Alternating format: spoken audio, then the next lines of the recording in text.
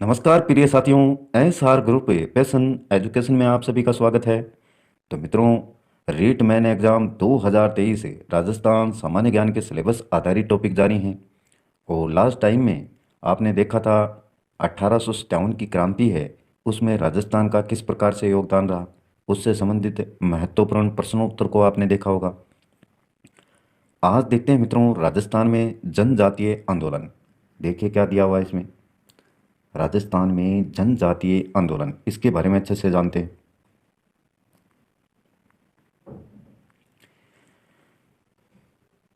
जनजातीय आंदोलन देखिए मित्रों, राजस्थान की जनजातियों में भील, मीणा, सहरिया एवं गरासिया प्रमुख हैं।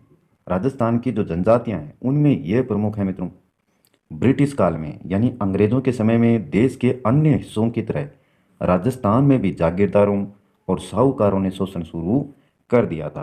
अंग्रेजों के समय में देश के अन्य हिस्सों की तरह राजस्थान में भी जागीरदार, साहूकार, इन्होंने शोषण शुरू कर दिया था मित्रों।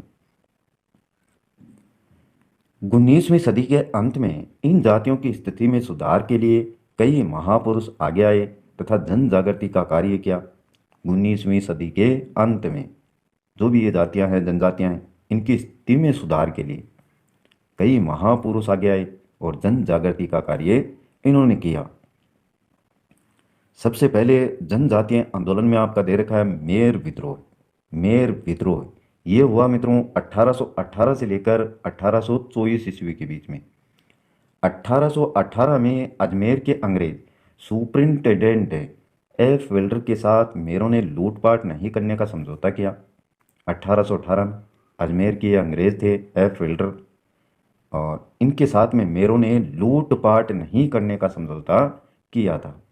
अंग्रेजों द्वारा मेरों के क्षेत्र में चौकियों व थानों की स्थापना की गई। अतः प्रक्रिया स्वरूप मेरों ने 1820 में आरंभ से ही जगह जगह विद्रोह शुरू कर दिया था। मेर विद्रोह को दबाने के लिए अंग्रेजी सेना की 3 बटालियन मेवाड़ एवं मारवाड़ की संयुक्त सेनाओं ने मेरों पर आक्रमण कर दिया, जिससे भारी जनधन की हानि हुई। अंग्रेज जनवरी 1821 के अंत तक मेर विद्रोह का दमन करने में सफल रहे थे। 1821 तक उन्होंने दमन किया मेरों का, काफ़ी लूटपाट मचाई, जगह जगह पर विद्रोह शुरू हो गए थे। ये मित्रों मेर विद्रोह है 1818 से लेकर 1824 तक। इतनी बातें आपको इसमें ध्यान में रखनी है। इसके बाद में आपका मीणा आंदोलन। मीणा आंदोलन में देखिए, ये मित्रों 1924 से 1952 के बीच में, वर्ष 1924 में क्रिमिनल ट्राइबल्स एक्ट, ये याद रखेंगे नाम, 1924 में क्रिमिनल ट्राइबल्स एक्ट आपराधिक जाति अधिनियम है ये।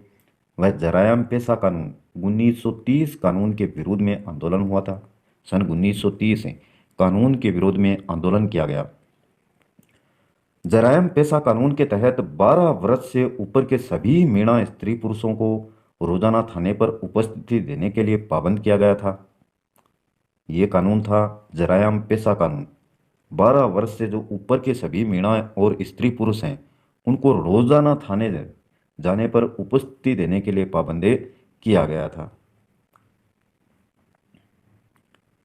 मीणा समाज ने इसका तीव्र विरोध किया तथा मीणा जाति सुधार कमेटी एवं 1933 में मीणा क्षेत्रीय महासभा का गठन किया गया। जयपुर क्षेत्र के जैन संत मगन सागर की अध्यक्षता में अप्रैल 1944 में मीणाओं का एक वृहद अधिवेशन नीम का थाना सीकर में हुआ। अप्रैल 1944 में जैन संत मगन सागर की अध्यक्षता में जयपुर क्षेत्र के, और वृहद अधिवेशन देखने को मिला नीम का थाना सीकर में, जहां पंडित बंशीधर शर्मा की अध्यक्षता में राज्य मीणा सुधार समिति का गठन किया गया। राज्य में मीणा सुधार समिति का गठन किया गया। पंडित बंशीधर शर्मा इसके अध्यक्ष थे। और मीणा सुधार समिति के जो सचिव थे वो थे मित्रों लक्ष्मीकांत, इनको बनाया गया सचिव। मीणा सुधार समिति ने 1945 में जरायम पेशा व अन्य कानून वापस लेने की मांग करते हुए समिति के संयुक्त मंत्री लक्ष्मी नारायण झरवाल के नेतृत्व में आंदोलन चलाया। 3 जुलाई 1946 को सरकार ने स्त्रियों व बच्चों को जरायम पेशा कानून अधिनियम 1930 से राहत प्रदान की। 28 अक्टूबर 1946 को एक विशाल सम्मेलन बागावास में आयोजित करके चौकीदार मीणाओं ने स्वेच्छा से चौकीदारी के काम से इस्तीफा दिया तथा इस दिन को मुक्ति दिवस के रूप में मनाया गया। 28 अक्टूबर 1946 को विशाल सम्मेलन हुआ। कहाँ पर हुआ? बागावास में। और चौकीदार मीणाओं ने, चौकीदारी जो करते थे वो मीणाओं ने स्वेच्छा से चौकीदारी के काम से इस्तीफा दिया था। स्वेच्छा यानी अपनी इच्छा से। और इसी दिन को मुक्ति दिवस के रूप में मीणा समाज मनाने लगे। और देखिए इसमें 1952 में इस कानून को पूर्णतः समाप्त कर दिया गया। 1952 और 28 अक्टूबर 1946 को मुक्ति दिवस के रूप में मनाया गया। मीणाओं के बाद में भील आंदोलन देखिए। भील आंदोलन, मेवाड़ भील कोर। भील आंदोलन आपका 1818 से लेकर 1860 के बीच में। और इसमें सर्वप्रथम मेवाड़ भील कोर, इसके गवर्नर जनरल की सलाहकार परिषद की सलाह पर गठन हुआ। गवर्नर जनरल की सलाहकार परिषद की सलाह पर गठन हुआ। स्थापना 1841 में हुई। मुख्यालय इसका खेरवाड़ा उदयपुर में। मेवाड़ भील कोर की स्थापना 1841 में और मुख्यालय कहाँ? खेरवाड़ा उदयपुर में। याद रखें इसको, खेरवाड़ा उदयपुर मेवाड़ भील कोर का मुख्यालय। प्रथम कमांडेंट कैप्टन विलियम हंटर और कार्य भीलों पर नियंत्रण स्थापित करना। मेवाड़ भील कोर का कार्य क्या था? भीलों पर नियंत्रण स्थापित करना। किस प्रकार से उस पर नियंत्रण रखा जा सकता है भील जाति पर, यह कार्य था। इसके बाद में भगत आंदोलन नेतृत्वकर्ता इसके गुरु गोविंद गिरी थे। गुरु गोविंद गिरी का जन्म डूंगरपुर जिले के बेड़सा गांव में हुआ था तथा ये जाति से बंजारा थी। इतनी बातें आपको याद रखेंगे। भक्त आंदोलन के नेतृत्वकर्ता गुरु गोविंद गिरी थे। जन्म इनका डूंगरपुर जिले के बेड़सा गांव तथा ये जाति से बंजारा थे। उपनाम भीलों का मसीहा कौन थे? गुरु गोविंद गिरी जी। बोमट अथवा मगरा मेवाड़ राज्य के दक्षिण पश्चिम का क्षेत्र है जहां भील व गरासिया जनजातियां निवास करती थी, उसको बोलते थे बोमट अथवा मगरा। मेवाड़ राज्य के दक्षिण पश्चिम का क्षेत्र जहां भील व गरासिया जनजातियां निवास करती थी वो आपका बोमट या मगरा स्थान। भक्त आंदोलन के कारण देखे क्या हुए? बोलाई कर या रखवाली कर। रखवाली करने के लिए जो कर लिया जाता है उसको बोलाई कर बोलते हैं या रखवाली कर, वो समाप्त किया गया मित्रों।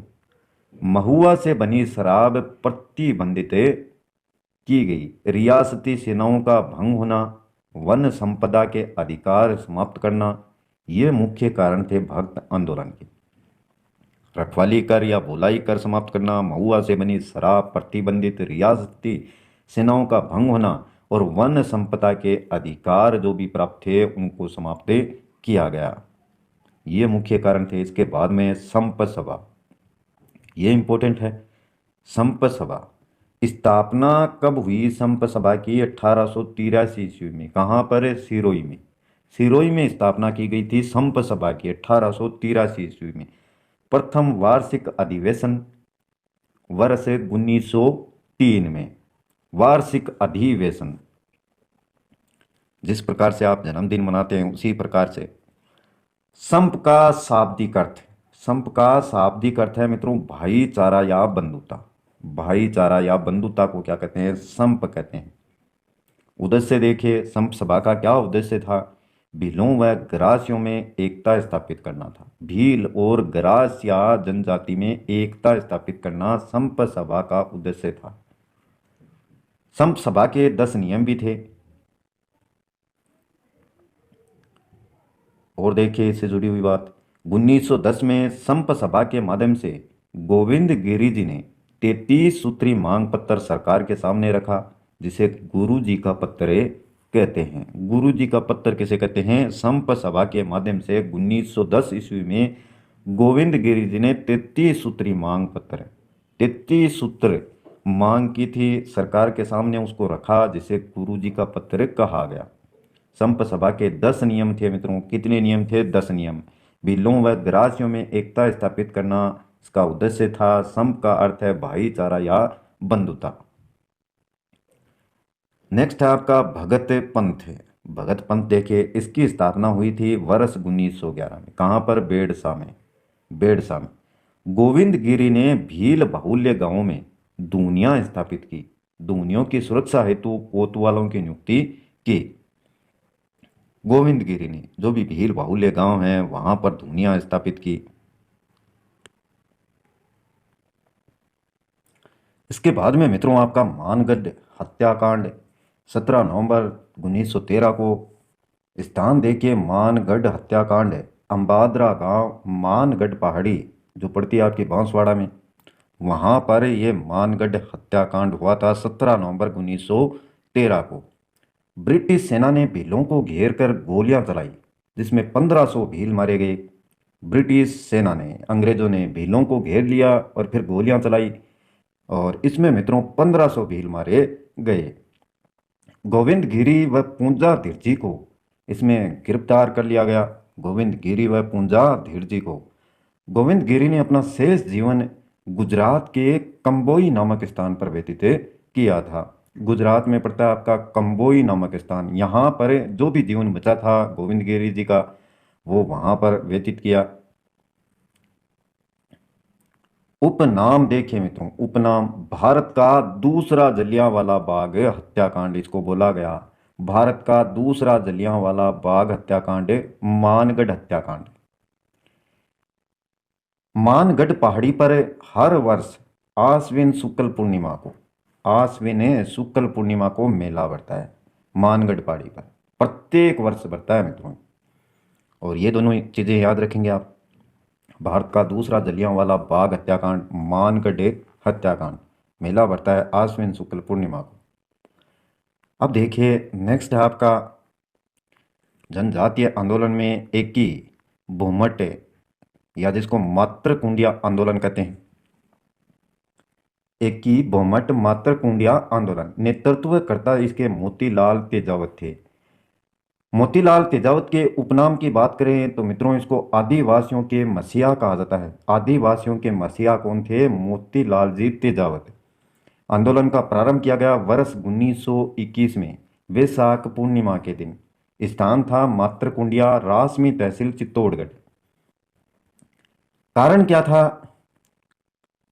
लाग बागों व बेगार के विरुद्ध यह आंदोलन प्रारंभ किया गया। उद्देश्य देखिए इसके, भीलों व किसानों में पूर्ण एकता स्थापित करना था। भील और किसान दोनों में पूर्ण एकता स्थापित करना इसका उद्देश्य।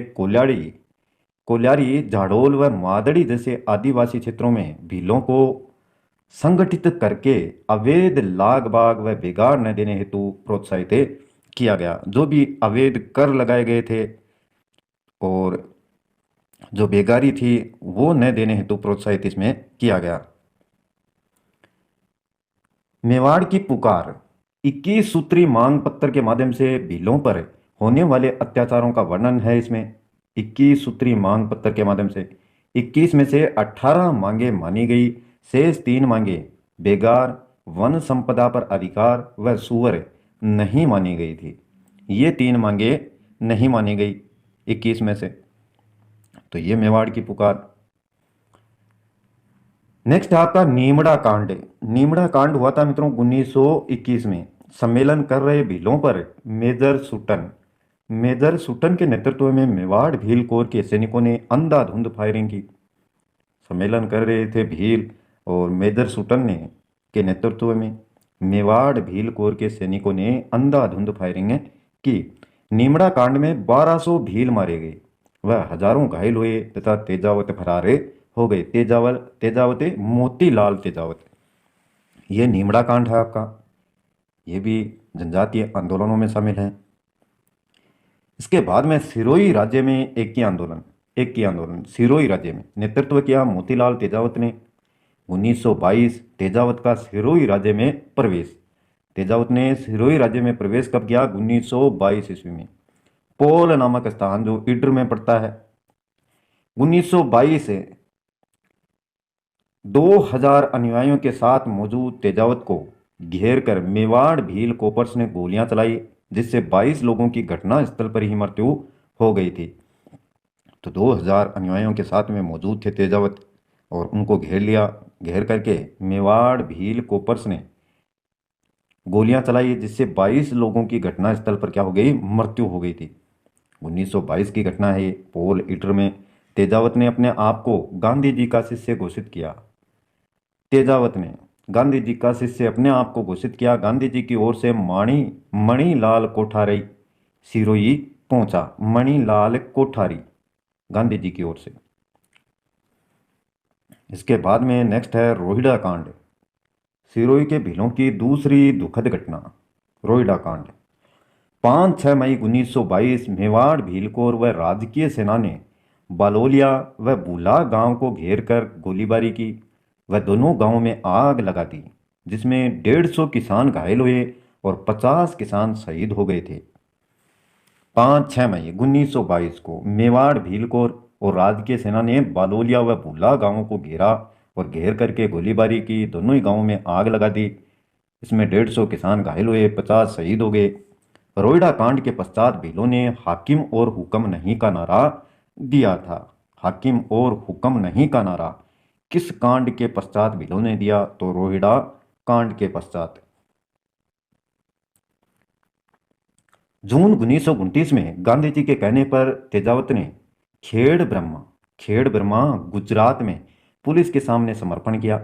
गांधी जी के कहने पर मोतीलाल तेजावत ने जून 1929 को खेड़ ब्रह्मा गुजरात में पुलिस के सामने समर्पण किया था। 23 अप्रैल 1936 को तेजावत को बरी भी कर दिया गया था। 23 अप्रैल 1936 को 29 में आत्मसमर्पण किया और 36 में बाहर आ गए थे जेल से। तो ये था मित्रों आपका जनजातीय आंदोलन से संबंधित महत्वपूर्ण टॉपिक आपका। और नेक्स्ट वीडियो में राजस्थान किसान आंदोलन के जो भी कारण हैं, आंदोलन के जो प्रमुख चरण हैं, उनको अच्छे से जानेंगे। तो मित्रों वीडियो अच्छा लगे, जो भी जानकारी दी गई है आपके लिए इम्पोर्टेंट है, 1-2 बार इसको देखें और जो भी तथ्य दिए गए उनको अच्छे से याद कर लें। क्वेश्चन इन्हीं में से पूछा जाता है। वीडियो अच्छा लगे तो लाइक करना, अपने मित्रों के साथ में शेयर करना और चैनल को सब्सक्राइब नहीं किया है तो प्लीज़ सब्सक्राइब कर लें, जिससे आने वाले प्रत्येक वीडियो के नोटिफिकेशन आपको लगातार मिलते रहें और आप हमारे चैनल से लगातार सफलता प्राप्त करते रहें। आज के लिए बस इतना ही। कल फिर मिलते हैं एक नए टॉपिक के साथ। तब तक के लिए जय हिंद, जय भारत।